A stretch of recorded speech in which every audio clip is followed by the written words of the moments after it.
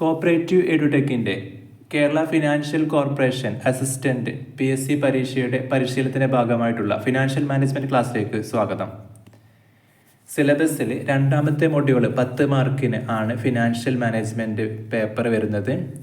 മൊഡ്യൂളുകൾ പ്രകാരമുള്ള syllabus oriented ക്ലാസ്സുകൾ ആരംഭിച്ചു കഴിഞ്ഞിട്ടുണ്ട്. ക്ലാസ്സുകൾക്ക് പ്ലേലിസ്റ്റ് കാണുക.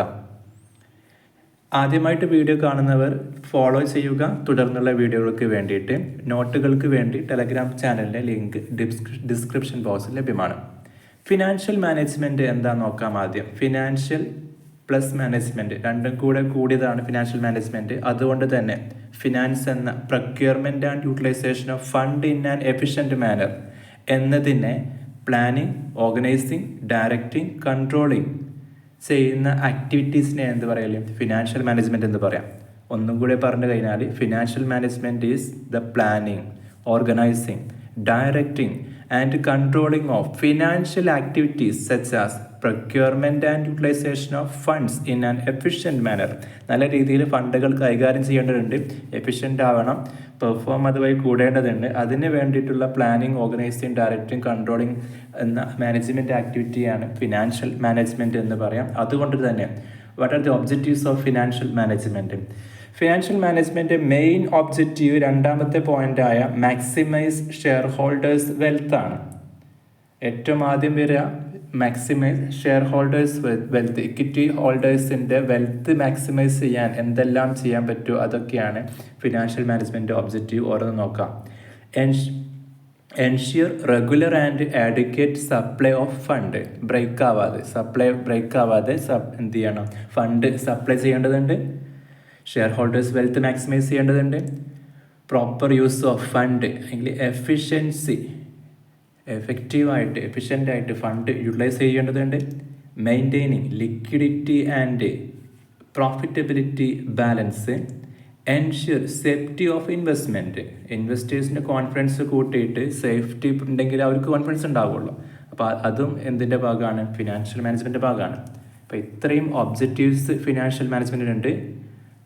സപ്ലൈ മെയിനായിട്ട് വരുന്ന share holders wealth maximisation, proper utilization of fund, profitability and liquidity, safety. Next, what are the functions of financial management? Financial management മെയിനായിട്ട് 3 ഫംഗ്ഷൻ ഉണ്ടാവുക. ആ 3 ഫംഗ്ഷനോട് കൂടി ഫിനാൻഷ്യൽ മാനേജ്മെൻറ്റ് അവസാനിക്കുകയും ചെയ്യും. Investment decisions, financial decisions, dividend decisions. ഇതാണ് മെയിനായിട്ട് വരുന്ന financial management functions. ഒന്നാമത്തെ ഫംഗ്ഷൻ എന്ന് നോക്കാം. ഇൻവെസ്റ്റ്മെൻറ്റ് ഡിസിഷൻ എന്താ? ഇൻവെസ്റ്റ്മെൻറ്റ് ഡിസിഷൻ എന്ന് പറയുമ്പോൾ പ്രോഫിറ്റബിൾ പ്രോജക്റ്റുകളിൽ കണ്ടെത്തിയിട്ട് ഇൻവെസ്റ്റ് ചെയ്യുക എന്നതായിരിക്കും ഇൻവെസ്റ്റ്മെൻറ്റ് ഡിസിഷൻ്റെ main function. Allocation of fund to profitable projects. അപ്പോൾ അത്തരം അനാലിസിസും അനലിറ്റിക്സുമാണ് ഇൻവെസ്റ്റ്മെൻറ്റ് ഡിസിഷൻസ് നടക്കുക. ഫിനാൻഷ്യൽ ഡിസിഷൻസ് എന്ന് പറയുമ്പോൾ ഫിനാൻസുമായി ബന്ധപ്പെട്ടാണ്. ഫിനാൻസ് എവിടുന്ന് കണ്ടെത്തണം, അല്ലെങ്കിൽ അത് ഡെപ്റ്റ് ആവണോ ഇക്വിറ്റി ആവണോ, ഡെപ്റ്റ് ഇക്വിറ്റി ഏത് റേഷ്യോയിൽ കീപ്പ് ചെയ്യണം. Choose the right source of fund. ഡെപ്റ്റിനെ ഡിപ്പെൻഡ് ചെയ്യുന്നോ ഇക്വിറ്റി ഡിപ്പെൻഡ് ചെയ്യുന്നോ അല്ലെങ്കിൽ ഡെപ്റ്റ് ഇക്വിറ്റി ആണോ എന്ന ഡിസിഷനാണ് ഫിനാൻഷ്യൽ ഡിസിഷൻസിൽ വരിക. ഡിവിഡൻഡ് ഡിസിഷൻ എന്ന് പറയുമ്പോൾ distribution of profit to shareholders reinvestment. അതായത് പ്രോഫിറ്റ് ഡിസ്ട്രിബ്യൂട്ട് ചെയ്യണോ ഷെയർ ഹോൾഡേഴ്സിന്, അതല്ല ആ ഡിസ്ട്രിബ്യൂട്ട് ചെയ്യാതെ വീണ്ടും ബിസിനസ്സിലേക്ക് റീഇൻവെസ്റ്റ് ചെയ്യണോ, അങ്ങനെ വാല്യൂ കൂട്ടേണ്ടതുണ്ടോ, അതല്ല ഷെയർ ഹോൾഡേഴ്സിൻ്റെ ഡിസ്ട്രിബ്യൂഷനാണോ വേണ്ടത്. അതാണ് ഡിവിഡൻഡ് ഡിസിഷൻസ്. അതായത് profit to shareholders distribution ആണോ അല്ലെങ്കിൽ റീഇൻവെസ്റ്റ്മെൻ്റ് ആണോ, ഡിവിഡൻഡ് ഡിസിഷൻസ്. പിന്നെ ഏറ്റവും ലാസ്റ്റ് വരുന്നത് മെയിനായിട്ടുള്ള 3 കഴിഞ്ഞാൽ പിന്നെ വരുന്നതാണ് working capital management. Managing day to day finance എന്ന് പറഞ്ഞാൽ current asset minus current liability ആണല്ലോ വർക്കിംഗ് ക്യാപിറ്റൽ എന്ന് പറഞ്ഞാൽ.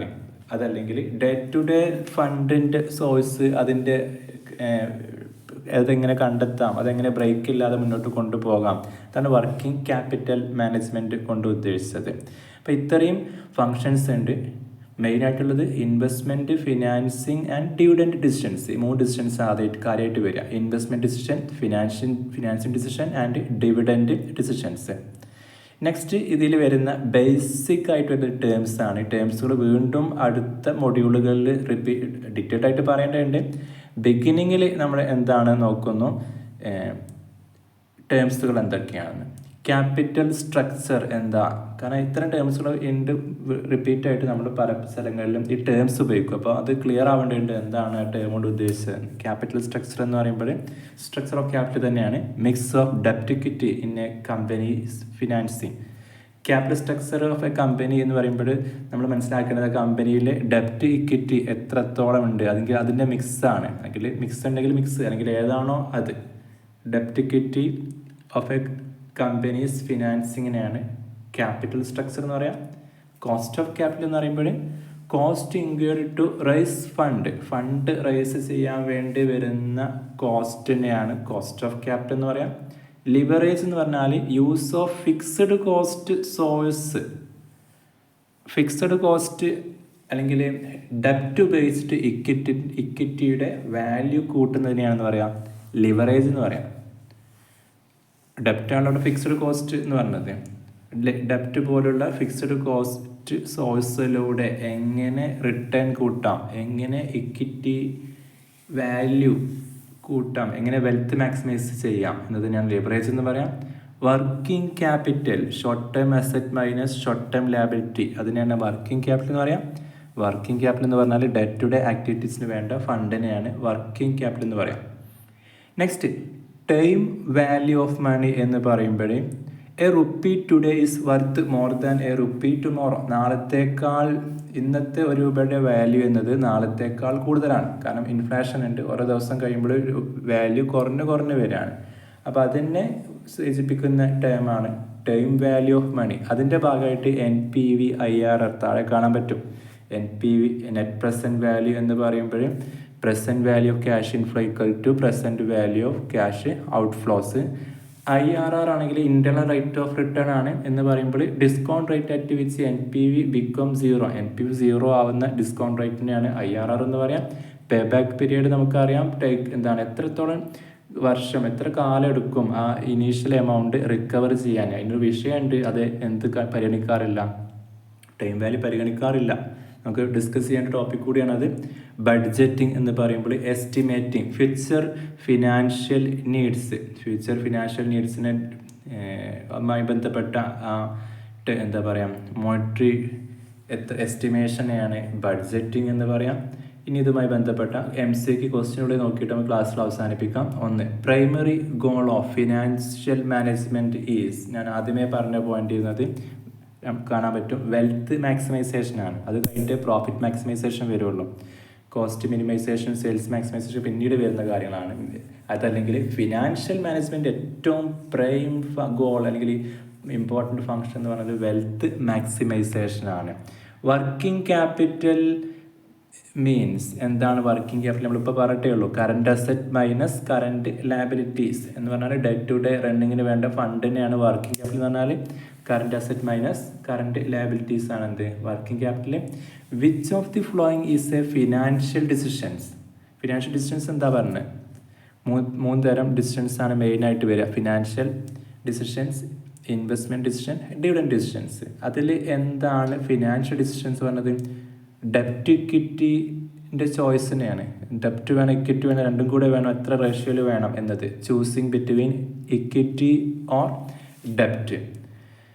പിന്നെ next question time value of money means, നേരത്തെ സൂചിപ്പിച്ചിട്ടുണ്ടായിരുന്നു NPV IRR ഒക്കെ ടൈം വാല്യൂ കൺസിഡർ ചെയ്യും, പേ ബാക്ക് പീരീഡ് എന്ത് ചെയ്യുന്നില്ല, ടൈം വാല്യൂ കൺസിഡർ ചെയ്യുന്നില്ല എന്ന് പറഞ്ഞിരുന്നു. ടൈം വാല്യൂ ഓഫ് മണി എന്നതുകൊണ്ട് എന്താ ഉദ്ദേശിക്കുന്നത്? A rupee today is worth more than a rupee tomorrow. ഇന്ന് ഓരോ ദിവസം കഴിയുമ്പോൾ രൂപയുടെ മൂല്യം എന്ത് ചെയ്യുന്നുണ്ട്? കുറഞ്ഞു വരുന്നുണ്ട്. അപ്പോൾ അത് പരിഹരിക്കാൻ അല്ലെങ്കിൽ കറക്റ്റ് വാല്യൂ കിട്ടാനാണ് എന്ത് ഉപയോഗിക്കൽ? ടൈം വാല്യൂ ഓഫ് മണി ഉപയോഗിക്കാറ്. പിന്നുള്ളത് what is the main function of financial management? Financial മാനേജ്മെൻറ്റിൻ്റെ മെയിൻ ഫങ്ഷൻ എന്താണ്? ഫിനാൻഷ്യൽ മാനേജ്മെൻറ്റ് മീനിങ് തന്നെ ഉണ്ടായിരുന്നു. അത് സാലറി ഷീറ്റ് ഉണ്ടാക്കലോ അല്ലെങ്കിൽ ഓഡിറ്റ് കണ്ടക്ട് ചെയ്യലോ ഷെയർ സെല്ലിംഗ് ഒന്നുമല്ല. ബി ഓപ്ഷനായ മാനേജിങ് ഫണ്ട് എഫിഷ്യൻ്റിലാണ്. അത് ഫണ്ട് ബ്രേക്ക് ആവാതെ എഫിഷ്യൻ്റായിട്ട് ഫണ്ട് പ്രൊക്യൂർ ചെയ്യേണ്ടതുണ്ട്, അത് യൂട്ടിലൈസ് ചെയ്യേണ്ടതുണ്ട്. അതിനാണ് എന്ത് മാനേജിങ് ഫണ്ട്സ് എഫിഷ്യൻ്റ്ലി എന്ന് പറയുന്നത്. ഇത്രയാണ് ആദ്യ പാർട്ടിൽ ആദ്യ മൊഡ്യൂൾ ഉൾപ്പെടുത്തിയത് സഹകരണ കൊമേഴ്സ് മേഖലയിൽ പരിശീലനം നൽകുന്ന കോപ്പറേറ്റീവ് എഡ്യൂടെക്കിൻ്റെ. കൂടുതൽ വീഡിയോകൾക്കും മറ്റു വിവരങ്ങൾക്കും വേണ്ടിയിട്ട് യൂട്യൂബ് ചാനൽ സബ്സ്ക്രൈബ് ചെയ്യുക. Thanks for watching.